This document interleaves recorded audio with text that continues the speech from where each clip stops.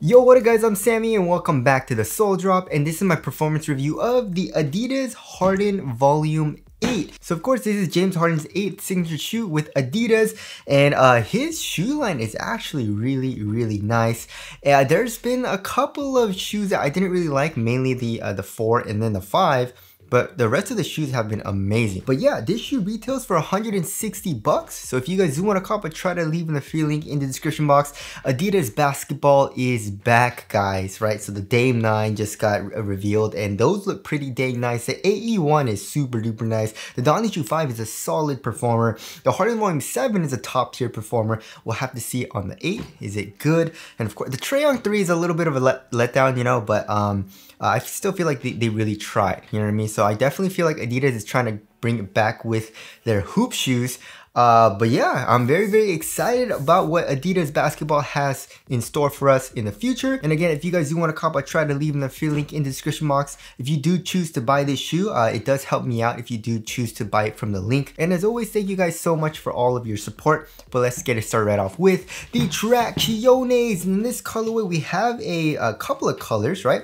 And we have a couple of pods too here in the forefoot. So we have this red color and we have some circles here in the forefoot, kind of like on the lateral side here, and also I guess it's not really where the ball of your foot is. The ball of your foot is more right here. This is where I guess like your big toe is, right? And then in the middle of the outsole, we have this kind of like, it kind of reminds me of a lightning bolt pattern just a tiny bit. It kind of more looks like an anvil or something, you know? And then around the perimeter of the outsole, we have like a herringbone traction pattern. And also in the heel, we have this 3 stripes logo, which is pretty dang sick, reminiscent of the Harden Volume 7, right? So how is the traction? So the traction is pretty dang good when you first get it. It wasn't amazing when I first got it. It was sliding around just a tiny bit and I did need to break it in, but once I did break it in, the traction got pretty dang good, right? So if you're playing on a clean court, it has an amazing stop. I would say it has pretty much top tier traction, but again, you do have to break it in for like a day or two. It didn't take that long to break it in. Performance on dust, right? I would say it's pretty similar to the Harden Volume 7. So it definitely does pick up a little bit of dust. But if you do keep up with your wipes, you do have pretty dang good stops, right? And of course, most shoes usually do pick up dust, but of course the traction performance is on how well it performs, like how fast does it pick up dust and is it affected by dust that much, right? So of course, shoes that are really good performers for traction, especially on dust, are like the AR1, right? The AE1, but the Harden Volume 8, how does it compare? So the Harden Volume 8 picks up a little bit more dust, right? And it's affected by dust a little bit more, meaning that if you let a little bit too much dust pick up, it does slide a little bit more than the AE1 and the AR1, of course, which that's not a bad thing, you know what I mean? Because those shoes are really good, but just it slides around a little bit more, and I did slide out just a couple of times, a few times when it was really dusty and I didn't really have time to wipe, right? So again, if you do keep up with your wipes, you should be fine playing on a dusty court. Also, it's a very easy wipe. You know, you just do a slight wipe or two and you should be fine. It's a very clean outsole once you do that. And it does pick up dust moderately fast. Not super fast, but also it's not like it never picks up dust. I did find myself wiping a good amount. So yeah, traction performance is still pretty dang good. It's just not top tier. And if you're playing on an outdoor court, you should be okay. I mean, okay, so where the red part is, right, where the circles are, these grooves are actually pretty dang thin. So I don't know how that would fare on an outdoor court, but as far as like their herringbone goes and also like this middle part, it seems pretty dang durable, right? The rubber's pretty hard. You do have a lot of grooves, like a lot of surface areas. So I feel like it'll be pretty good on an outdoor court. So overall traction is actually really good. I had an amazing time playing in this shoe because of the traction. Just be careful if you're playing on a dusty court. Remember, you're gonna have to wipe. But again, if you do keep up with your wipes, you should be fine, right? Now moving on to the heel to toe transition. So overall, it is pretty dang smooth. It did break in pretty nicely, right? So first of all, here in the heel, look at this. This is like the craziest curve shape I've ever seen. And also this is pretty much all midsole, although this foam doesn't really compress that much. This shape here in the heel definitely does help transition when you're doing heel dominant strides, right? All the way from the heel to the forefoot. And then also, of course, we have a crazy curve shape here in the forefoot as well. And in my first impressions, this shoe did seem pretty dang stiff, but once I did break it in, it actually does, look at this. It bends a good amount now. right?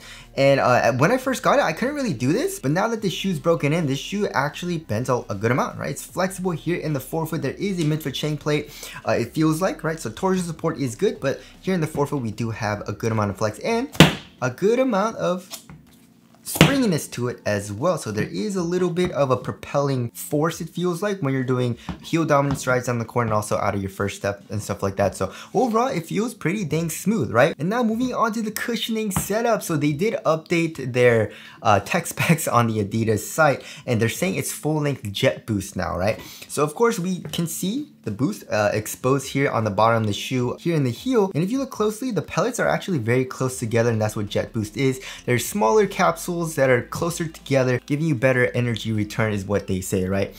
So overall, how does it feel? The cushion is really nice. It's one of my favorite cushioning setup because it's a cushioning setup that does everything very well, right? And obviously I'm a guard, so I don't really want something too crazy.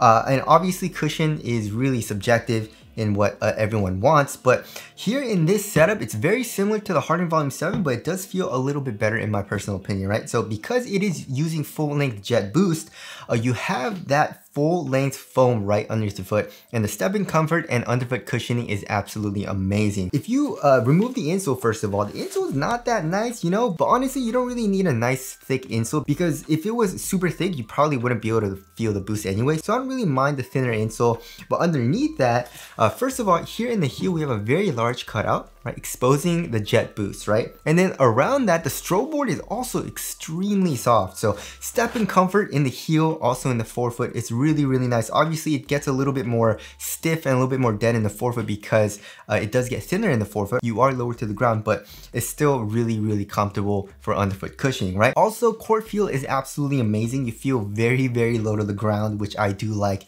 and Hardens are always low to the ground. Here in the heel, also compared to the Harden Volume 7, I definitely like this a little bit better. The Harden Volume 7 had that caging. It wasn't super stiff and hard as far as the plastic goes, but it's just foam here. This is probably just EVA, so it allows for a little bit more compression. It doesn't feel as clunky, right? Although this is all rubber in the back of the shoe. So there's a little bit more compression in the heel. Impact protection is great. So overall, it's a really nice cushioning setup. And like I said, it does everything pretty dang well in my personal opinion. Like stepping comfort, underfoot cushioning, a court feel, impact protection. It's not super bouncy, but jet boost does give a little bit of bounciness to your step, you know, when you're jumping, when you're running and stuff like that. So it's an amazing cushioning setup, and I definitely feel like a lot of people will enjoy it. And now moving on to the upper. So the upper is definitely one of my least favorite parts about this shoe, right? The one thing I do like about the upper though is the inner booty, right? So it's pretty much identical to the Harden Volume 7. It's basically kind of like this inner booty. It's kind of like a sock, right? So this knit is actually pretty dang stretchy, and putting the shoe on is also really easy. You just open this kind of like really wide, and you slide your foot in, and it feels like a sock. It stretches over your foot, so it's great, right? But around that, of course, is where you have all the support, which makes sense. You know, you want something soft and very comfortable, like pretty much on your foot, and then over that, you want something supportive, kind of like a shell, right? So first of all, here in the toe box, this is terrible. Look at how look at that. Look at how much room there is, right? So first of all, your toes kind of like stretch the stretchy knit, right? And it's not super tight around here in the toe box, which is, I mean, it's all on preference, but I didn't really like that all too much. I wish they would have made this material a little bit more tight around the toe box, right? But also, it's just like this like leather material. It's not super great for quality either, but I just don't like how loose it is, right? I don't know if you guys can see, look at that. Look at how loose it is. And then of course, the crazy foam cage, right? So of course we do have a hole here, probably to reduce the weight, which we'll get into, but we have it here on the lateral and also on the medial side of the shoe. And I don't really like how it feels too much. First of all, it doesn't look that good. There's a lot of crease marks. I don't know if it's showing up on camera, but where the shoe actually creases, there's a lot of crease marks and it just stays there, first of all. Second, when you're kind of like walking around, right, and when you do break in this upper and starts to flex a little bit more, this part definitely does dig into the top of your foot a little bit, right? It's not painful, but it's a little uncomfortable. It never really broke in to the point where like I didn't feel it. I always kind of felt it a little bit, you know, so just be careful on that. But yeah, I just think it's a little too much in my personal opinion, right? And honestly, this EVA material, I mean, it is pretty thin, but the quality also doesn't seem great, especially for the $160 price tag. So the overall upper, like the shell, I'm not a huge fan of, but I do like the inner sock-like booty. So there is the upper there. Moving on to the fit. So I went up half a size and the shoe fits me pretty dang good. There is a little bit of length, however, and if you want a very, very snug fit, then I would suggest going true to size, right? But for example, in the Harden Volume 7, I did the same thing, right? I went up half a size and fits me pretty much the exact same as the Harden Volume 8. But also in the Harden Volume 7, I did go true to size as well, and it's a really, really snug fit for me in the Harden Volume 7. Like here in the toe box, it's super duper snug. Width-wise, it's not narrow, so because of that, you know, I was fine going up half a size in the Harden Volume 7, and also I'm fine going up half a size here in the Harden Volume 8, right? So if you want a little bit more relaxed fit, but still kind of snug, then go up half a size. If you want a really snug fit, then go true to size. And if you have a wide foot, you should be okay going up half a size, but if you want it a little bit roomier, then probably go up a full size. But for me, it was really nice because of this sock-like knit booty, right? And even though it was a little bit long and a little bit more roomy here in the toe box than what I would normally like, because of this knit that kind of like stretches over my foot, I didn't really mind the extra space or length that much. So for me, like I said, going up half a size, it's a pretty good fit. Although it is just a tiny bit roomier than I would like because I like a really snug fit. So there is the fit there, and also in the midfoot, it's not super narrow or anything either. It does stay pretty normal as far as the width goes. And now moving on to the support and lockdown. I mean, okay, so this shoe has you covered for support and lockdown, especially for lateral containment. So as you guys can see, the entire lateral side of this shoe is covered with this foam, and it's pretty dang supportive. Like I said, you know, you can't really bend the material that much, like going outwards, you know. So yeah, your foot is pretty much covered here in the forefoot, here in the midfoot, and also here in the heel. Yeah, no matter how big you are, you should be covered. Your foot is not coming out of the footbed. So even if you're doing a crazy step backs, crossovers, cuts, your foot is not coming out of the footbed, you know. So there's that. And also for lateral stability, you should be fine. You have a very, very wide base. So I didn't really feel any type of lateral instability or anything like that. And also lockdown was great for me too. You know, once I tightened up the laces, my foot felt locked into the shoe. I didn't really have any issues with my foot coming out of the heel or anything like that. Like heel slippage, it's just like my foot felt very, very contained into the shoe. So yes, overall support and lockdown, I was good to go. And I feel like everyone should be fine for support and lockdown as well.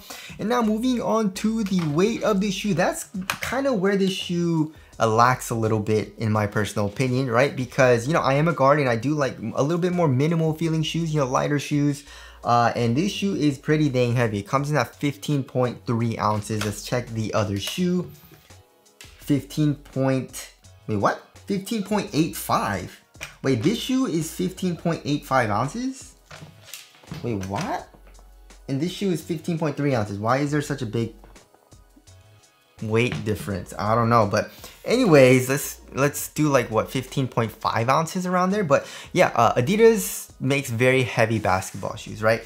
So the AE1 is like 15.5 ounces, you know. The Don's shoe 5, I think is around 13 ounces, a little bit lighter, you know.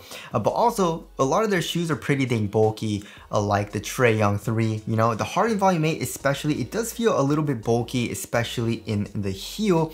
And also comparing to the AE1, this shoe definitely does feel a little bit bulkier as well, because all this foam, you know, it does bulge out a little bit. We have all this foam as well, and it just feels pretty hefty, you know what I mean? But it doesn't feel crazy bulky or anything. But obviously, you know, I have been playing with like the Kobe 8 Pro Tro alongside the Harden Volume 8, and the Kobe 8 Pro Tro is way lighter, way more minimal feeling, you know what I mean? But yeah, and also this shoe's pretty dang heavy, right?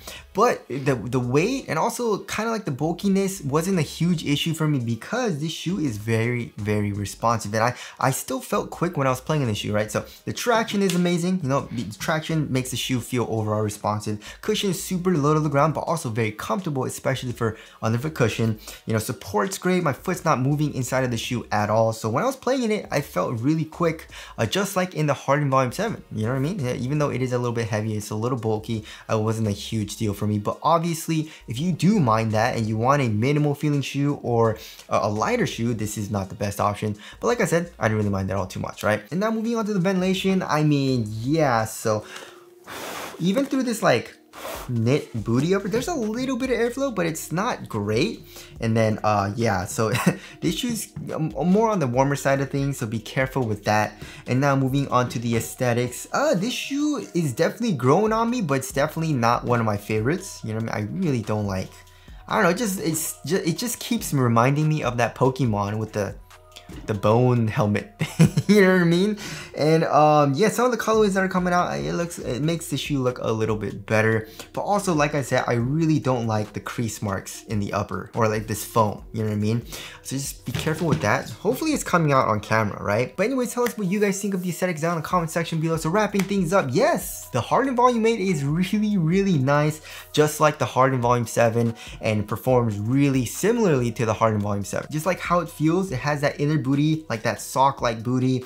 It has a shell over it. The traction is really good in both of the shoes. Cushion feels extremely similar, although I would say the Jet Boost is a little bit softer than the Light Strike / Boost combo in the Harden Volume 7. But yeah, this is an amazing top tier performer that I really did enjoy, and it, like I said, it performs really similarly to the Harden Volume 7, which is a very good thing. But yeah, if they could, you know, lighten the shoe up a little bit, you know, and make it feel a little bit more minimal, I would really appreciate that. That would be great. But if they don't, that's fine, because honestly, the support, I mean, they need to make the shoe supportive, and that makes sense, you know. But I do feel like it was a little excessive with all this foam, right? I feel like most people, most play styles will enjoy playing in the shoe as well. You know, if you're a guard, you should be fine, and also if you're a bigger dude, you should be fine. Like I said, just be careful. If you want a minimal or a lightweight shoe, this is not a great option. So anyways, that about concludes my performance review of the Adidas Harden Volume 8. I really enjoyed playing in this shoe. Again, if you guys do want to cop, I try to leave the affiliate link in the description box, but that's it. Thank you guys for watching, and I'll see you guys in the next one.